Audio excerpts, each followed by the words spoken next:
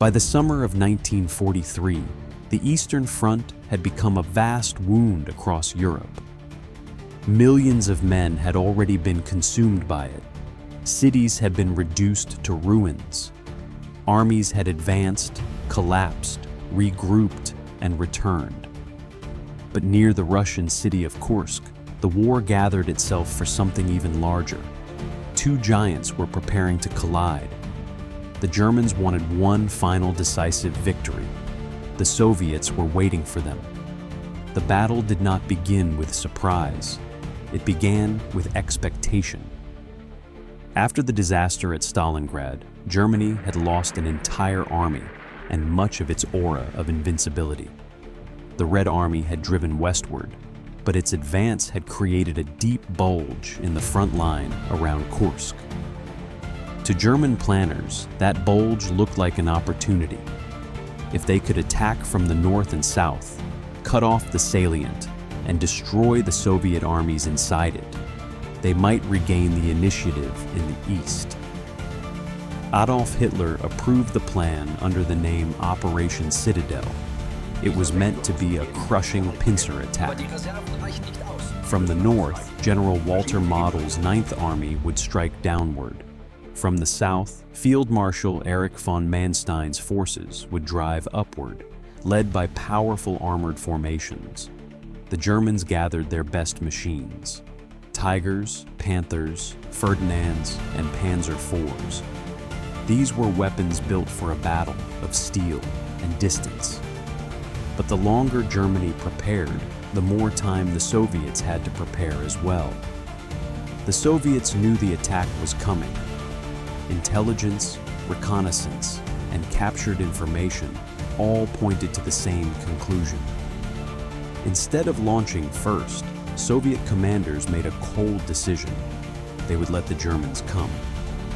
Under the guidance of Georgy Zhukov, Alexander Vasilevsky, and commanders across the front, the Red Army turned the Kursk salient into a fortress. It was not one defensive line. It was layer after layer of mines, trenches, anti-tank guns, artillery positions, bunkers, and reserve formations waiting behind the front. For weeks, Soviet soldiers dug into the earth. They laid hundreds of thousands of mines. They camouflaged guns. They mapped German approach routes. They created kill zones where tanks would be slowed, separated, and destroyed. The battlefield itself became a weapon. Every field, road, and village was prepared to absorb the German attack and bleed it before it could break through. Before dawn on July 5th, 1943, the silence ended. Soviet artillery opened fire first, striking German assembly areas before the assault began. It did not stop the offensive, but it disrupted the timing and made clear that the Germans had not achieved surprise. Then the German guns answered. The ground shook under bombardment. Engines started across the front. Operation Citadel was underway. In the north, Model's forces advanced into a wall of Soviet defenses. The fighting was slow from the beginning. German tanks pushed through minefields while engineers tried to clear paths under fire. Anti-tank guns waited in concealed positions. Soviet infantry clung to trenches and villages, forcing the Germans to fight for ground measured in yards rather than miles. Every breakthrough opened into another defensive belt. The attack moved forward, but at a cost that grew heavier each hour. In the south, the German advance made greater progress. Manstein's armored formations drove toward Oboyan and Prokhorovka, seeking open ground where tanks could maneuver. Here, the battle became faster, more fluid, and more dangerous. German units broke through several Soviet defensive lines, but they could not escape the pressure. Soviet reserves moved forward. Artillery shifted. Tanks were thrown into counterattacks. The Germans were advancing, but they were advancing into a system designed to consume them. The new German weapons were powerful, but not invincible. The Tiger could destroy Soviet tanks at long range. The Panther had strong armor and a deadly gun. But many Panthers were mechanically unreliable, and the Ferdinands lacked machine guns for close defense. In the chaos of minefields, smoke, and infantry assaults, technology alone could not decide the battle. Machines broke down, crews became exhausted, supply lines stretched. The Soviet defense did not need to stop every tank at once. It needed to slow the offensive until its momentum disappeared. The most famous clash came near Prokhorovka on July 12th. As German forces pushed closer, the Soviet 5th Guards Tank Army was committed in a massive counterattack. Hundreds of tanks moved across open ground into one of the most intense armored battles of the war. The fighting was close, confused, and brutal. Dust and smoke reduced visibility. Tanks fired at short range. Crews often saw the enemy only seconds before impact. The battlefield became a storm of armor, flame, and movement. Prokhorovka did not produce the clean victory either side wanted. Soviet losses were severe. German units also suffered and failed to achieve the breakthrough they needed. The deeper meaning of the clash was not in the exact number of tanks destroyed. It was in what did not happen. The German southern pincer did not break through to Kursk. The Soviet reserves held. The defensive system had absorbed the blow, and the German offensive was running out of time.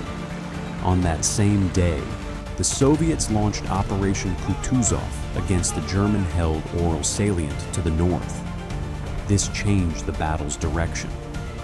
The Germans were no longer only attacking. They now had to defend elsewhere along the front. The strategic balance shifted. Hitler, already worried by the Allied landing in Sicily on July 10th, began reconsidering the operation. German armored reserves were needed in multiple places. Operation Citadel had been designed as a decisive offensive, but it was now becoming a liability. Within days, the German attack was halted. The pincer had failed. The Kursk salient remained in Soviet hands. The Germans had inflicted heavy losses, but they had lost something more important: the chance to regain the initiative. For the rest of the war in the East, Germany would mostly react to Soviet offensives rather than dictate the course of events. The Soviets did not stop at defense. In August, they launched Operation Rumyantsev in the south, driving toward Belgorod and Kharkov. The momentum that Germany had hoped to seize now belonged to the Red Army. Soviet forces pushed westward, retaking cities and forcing the Wehrmacht into retreat.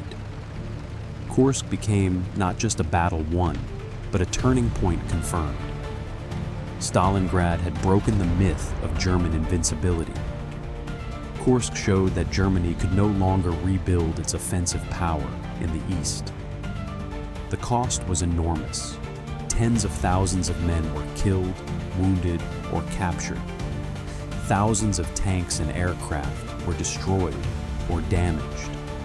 Villages and fields across the region were left scarred by shells, mines, and burned-out armor. For the soldiers who fought there, Kursk was not an abstract contest of strategy. It was heat, dust, fear, metal, and survival. It was the sound of engines approaching through smoke, and the knowledge that the next few seconds could decide everything. Kursk stands in history as the largest armored clash the world had ever seen, but its true significance was larger than tanks. It was a battle of preparation against ambition, defense against shock, endurance against force. Germany came to Kursk seeking to reverse the war. The Soviet Union used Kursk to prove that the tide had already turned. From that point forward, the road moved west, slowly, violently, and at terrible cost. It led from the fields of Kursk toward the borders of Germany itself.